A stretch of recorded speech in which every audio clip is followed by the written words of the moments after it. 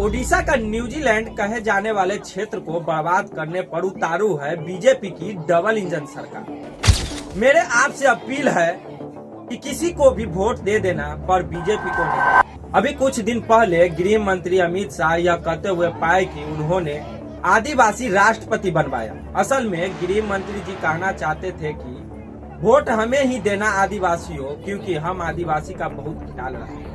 लेकिन सच यह है कि मोदी सरकार से अधिक आदिवासी विरोधी सरकार आज तक भारत में कभी नहीं देखी। जिस तरह उड़ीसा में आदिवासियों की जमीन और आजीविका को उद्योगपतियों के हाथ में बेचा जा रहा है, वो अप्रत्याशित है। ओडिशा के रायगढ़ और कालाहांडी जिले में फैले सिजीमली पर्वत में बॉक्साइट खनन के लिए आदिवासी की जमीन सरकार ने वेदांत समूह को बेच दी है।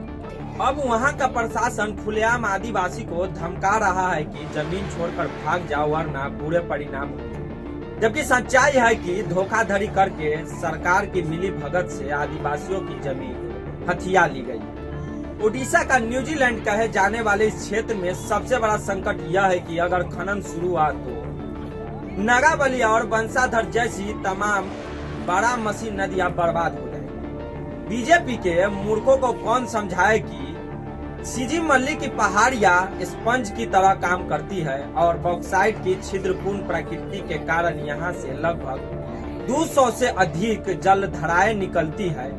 ये धाराएं आगे चलकर नागावली और बंसाधर नदियों में मिल जाती है, जो ओडिशा ही नहीं बल्कि आंध्र प्रदेश के कृषि क्षेत्रों के लिए भी जीवन रेखा के तरह काम करती है। आदिवासी सरकार के इसी कुकृत्य का विरोध कर रहे हैं।